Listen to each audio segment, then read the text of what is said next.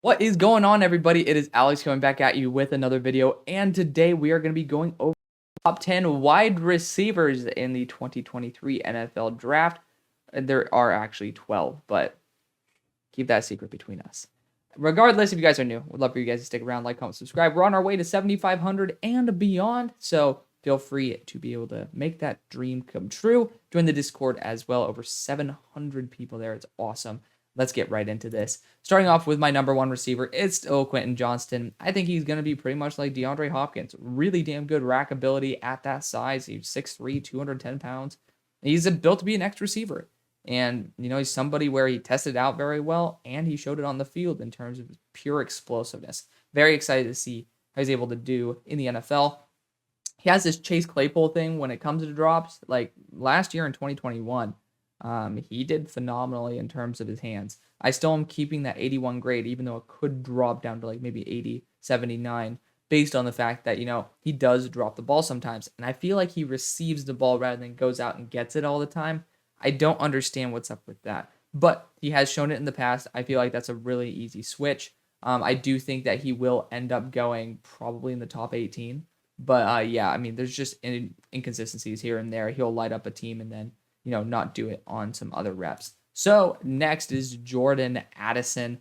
You know, just a really awesome player. Just he has had a pretty bad offseason, but I do think he's very similar to Brandon Cooks, someone who we all considered in the top 10 even at a certain point in the year. I think he had a spinal issue. That's why he didn't test very well, but we don't know about that. We know that he did have that injury. I just don't know what his actual testing numbers would be. He ran a 4.49, which is very unfortunate for a 173-pound dude. But long enough arms, a little bit over 31 inches. He's a smooth route runner. He just makes the game look easy. And I hope that he's able to continue that success the way Brandon Cooks does in the NFL.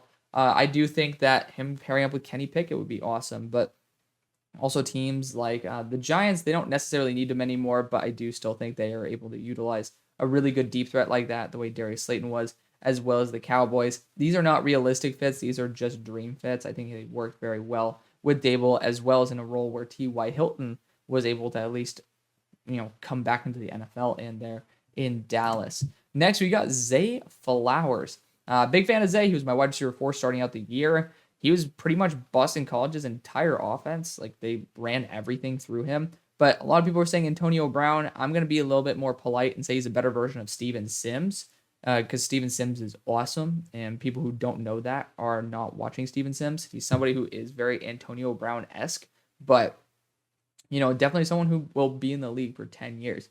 Arms are 29 and I think a quarter inches. Not necessarily the best, but you aren't going to be getting this dude to do some contested catches. Straight up, you're getting the ball in his hands, and he's going to make some magic work with his feet.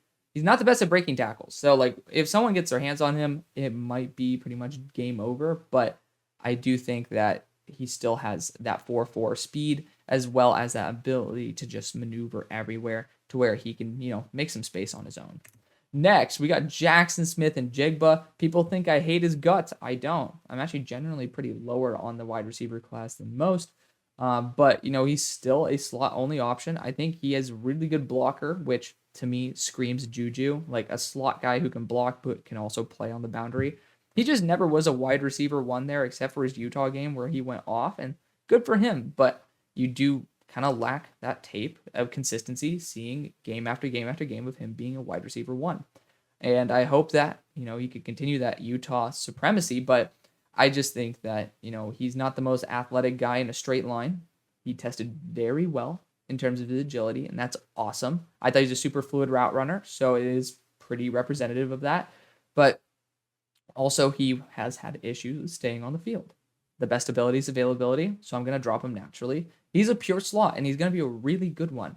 But, again, slot receivers don't always have the best value, and I don't know if he could be a true wide receiver 1. But you already know he's going to catch the ball if it hits his hands, and, again, super fluid route running. So teams that could be using a bigger wide receiver should probably be looking his way.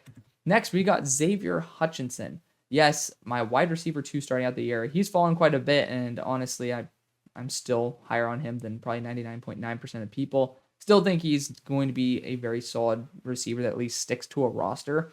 He's a guy who's Mr. Old Reliable. except for randomly when you go versus Texas and have a deep ball that goes right in your hands. Don't get that. He just randomly dropped the easiest pass of the game, but he made some incredible catches earlier and after in that drive. I don't understand that, but he's in that 4.5 speed range. It's, pretty solid for a guy who's 6'2", 203, to be honest, but he's not going to be a deep threat by any stretch. And, he's not really polished in terms of his release package. So, he's a good receiver. He's Mr. Reliable. And that's pretty much what Keenan Allen is. I think he actually runs pretty solid routes for his size as well. I think he'll be a very good slot/boundary weapon in the NFL. And I think a team that's just wanting to have that fourth receiver who could step up in case of injury is going to love him. But I do think if he needs to start, he'll be able to hold his own. I really do believe that. Next is Josh Downs. I mean, to be honest, if you're looking at this, you're saying, oh my God, Josh Downs, wide receiver 6. But if you look at the styles of receivers, they're playing totally different roles. And, Josh Downs is going to be competing with Jordan Addison and Zay Flowers. So he's as good as wide receiver 3 for the teams that are looking for that style of player. So just keep that in mind. Don't look at the big number. Just look at the guys who are like him in the roles that he would be playing. But he reminded me a lot of Calvin Austin, watching him at the Senior Bowl, the same type of amazing dig routes. I loved it. The dig routes, the zig routes, I loved it. Big fan. I was a big Calvin Austin guy last year. So seeing that, but maybe more polished, more refined, and seeing him actually be a primary weapon of an offense, that's awesome. It's good to see. He's going to have success in the NFL. A little bit small, 5'9", 171. But I do think he has good enough speed, he has good enough maneuverability, and he's shown the ability to even play on the outside to where you don't really have to worry about him being only in the slot. I still think he will be only in the slot, but he at least has experience elsewhere. He's a good player. He's a really good player. And seeing him be able to, take a step up in the NFL and provide some good value to guys, especially in Carolina where, you did lose a major piece of your offense. It's going to be a good spot for him to shine. Again, T.Y. Hilton role. And then the Chargers can kind of use everything. But number 7 is Jalin Hyatt. He was my number 4 wide receiver before testing at 4.4 flat. It's not that's bad at all. I mean, he's still really fast. 4.4 is very fast. It's just not going to take the top off the defense the way a 4.2 receiver would. And it could be similar, but there is that margin. We do know he is a 4.4 receiver, not a 4.2 receiver, not a 4.3 receiver. We all thought that he might have broken the record, and 4.4 was pretty disappointing. But I still think he could play a role similar to Quez Watkins, that nice deep threat option. I think the Chargers are a really good spot to be able to have him there with Mike Williams, with Keenan Allen. We'll see about how that goes. But he has actually pretty solid hands for a man who's only 176. To be fair, he's pretty much getting screens and go balls, so kind of hard to drop the ball. But he is at least able to show he's not a drop machine. That's a good sign. But he did have a very interesting system there that I don't think is very applicable to the NFL. It's a lot of go routes, a lot of him being pretty much uncovered in the slot, and just taking it to the house on a safety. It's not going to be really replicable in the NFL. But I do think he's very solid. I'm just a little bit worried about what his role is actually going to be because Quez Watkins is not someone who you rely on every single down. I don't think Jalin Hyatt's someone you can either, especially at under 180 pounds at 6 foot.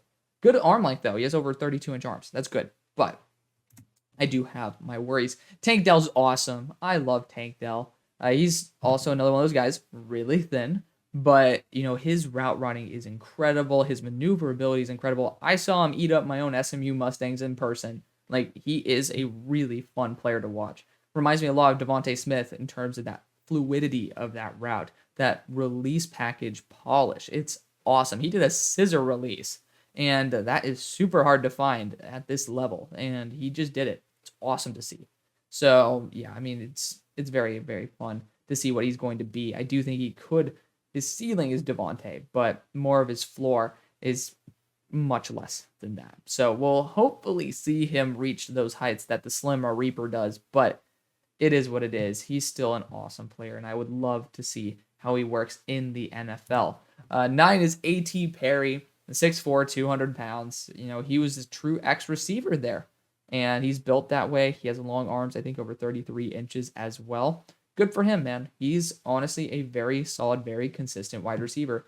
I don't really see him being an elite receiver, and he wasn't really an elite receiver in anything there at Wake Forest, but he is someone very consistent and very reliable, similar to what I was talking about Xavier Hutchinson, but he's just a really balanced, solid receiver, jack of all trades, kind of just a worse version of AJ Green. And I could think that I'd see him fit that role there for the Cardinals really, really well, especially if D-Hop's gone. I think that'd be great. But obviously staying there in the Carolinas, I'm pretty sure Wake Forest is in the Carolinas, but staying in that East Coast, that Southeast range, probably is best for him, and I think that'd be a good spot for him to go in Carolina as well. Number 10, we have Michael Wilson. This man is slow, but he is really polished as a route runner. He has a great frame. He made Christian Gonzalez look a little bit foolish on some of those reps. So he's someone who does have a lot of potential. A lot of people love this guy. I mean, look at that frame, 6'2", 213. That is built to play in the NFL. Unfortunately, he's been extremely unreliable in terms of his availability. That's a bit of a concern. But teams that are looking for someone who could be a potential one, but are perfectly fine with him being probably less than that, good spot to go. So Jaguars, I mean, he could probably replace that Zay Jones mold, but, Lions could look for that big receiver, and if you don't want to pay that round 1 price tag, could be a good guy to take on day 2. And then the Bears, obviously putting him behind Chase Claypool, it's a different style receiver than all the ones that they have. Chase is that big dude with a ton of speed. I think DJ's that true number 1, and then Darnell is an elite slot player. I think Michael's more that possession type that you don't exactly have. Number 11 is Justin Shorter. And there's one more after this. Decided to keep it this way. Justin Shorter used to be in my top 32. He was going to make it, but testing numbers, unfortunately. That's how close this class is, by the way. If you look at the grades, it's really razor thin between the top guys and then these guys down here. But he was the number 1 number 1 receiver coming out of high school, and went to Penn State. Injuries have kind of derailed his career quite a bit, but his play speed's incredible. He just ended up running in the 4.5s, and I thought he was going to run in the 4.4s. I really did. You watch his game versus LSU, he's able to burn versus some of those DBs. And to be fair, those DBs did not run that fast, and his own quarterback burned those DBs. But he is a very reliable option, somebody that nobody's talking about. I think he could totally make it as an X receiver in the NFL. I do have him graded higher than guys like Michael Wilson. He is graded out as, I believe, like wide receiver 6, but those injuries do cause some concern.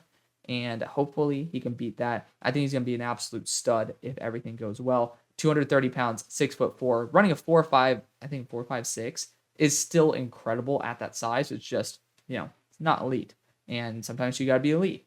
I would love to see him replace that Chase Claypool mold there for the Steelers, though. I would love that. Or be an understudy to Chase Claypool.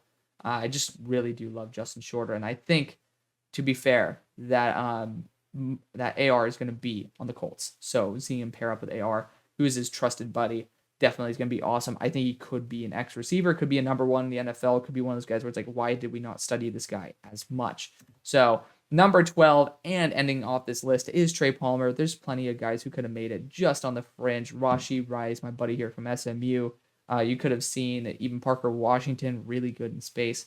Not necessarily very fast by any stretch, but Trey Palmer, speaking of fast, 4.33 speed. That's awesome. I didn't see that really on the field, if I'm going to be honest. I didn't really see that deep speed, but, he has it. And you can't fake it. That's based on, he's actually put it out there on a testing drill. So maybe he's even faster now. That's awesome. I love to see guys who are able to work on their craft in the offseason anyway, but I didn't really see that explosiveness on the field. He's just a really solid option. Kind of another guy who's like Mr. Reliable. He went to Nebraska, decided to just say, hey, this is a lower end school, but I'm going to prove myself. And I think he paired up with one of his old coaches and ended up doing really, really well there. So good for him. I love seeing a career resurgence, but, he's not necessarily going to be a big play threat until he did test 4.33. But based on his tape, was not a very big play threat. So that is going to be the video. Thank you guys so much for watching and supporting me as always. See you on the far side.